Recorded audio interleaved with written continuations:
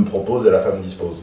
C'est-à-dire que c'est à l'homme d'instiguer ce rapport-là et de guetter, de croiser les doigts et de guetter des signes d'intérêt qui permettent, qui lui donnent l'autorisation de poursuivre ses avances. Et l'homme va être dans une entreprise de séduction plus active qui va consister à aller lancer sa chance et prendre le risque de l'échec.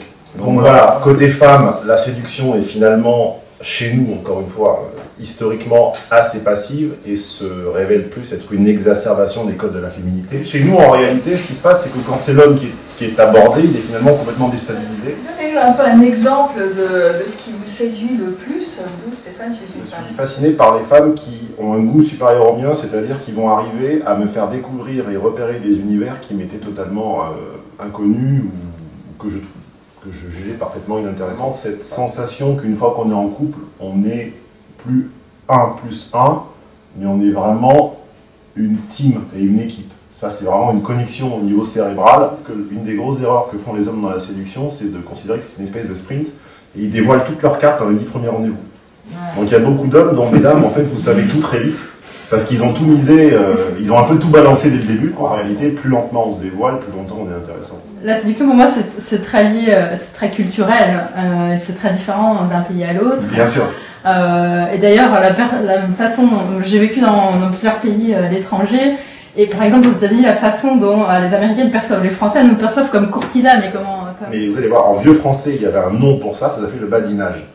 C'est-à-dire que les courtisanes, ce qu'elles faisaient, c'est qu'elles badinaient et qu'elles pouvaient parler des heures sans donner aucune information personnelle. Moi, mon but, c'est qu'on s'offre le luxe unique d'aller vers des gens qui nous correspondent.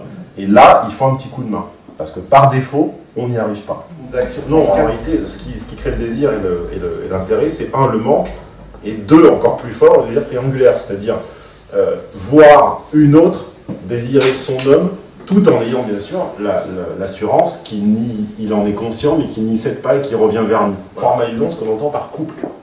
Beaucoup trop de désillusions, de déceptions, de ce que j'appelle la gifle de la réalité, c'est-à-dire quand on se prend la réalité dans la gueule, qu'on se rend compte que la personne que l'on croyait être à nous, ben en fait elle est aussi à deux autres, arrive parce qu'on n'a pas pris le temps de se dire ça veut dire quoi être ensemble. Alors qu'est-ce qui s'apprend dans la séduction ?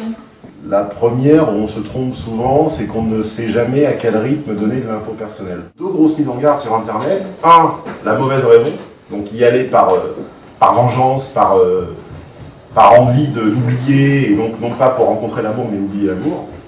Et le deuxième écueil, c'est croire que l'écran est magique et que tout à coup, il suffit qu'on prenne un pseudo pour...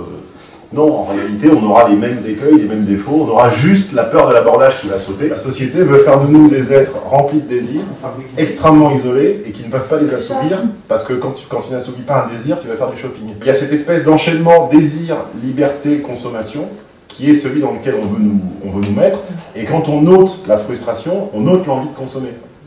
La séduction, c'est l'anti-consommation.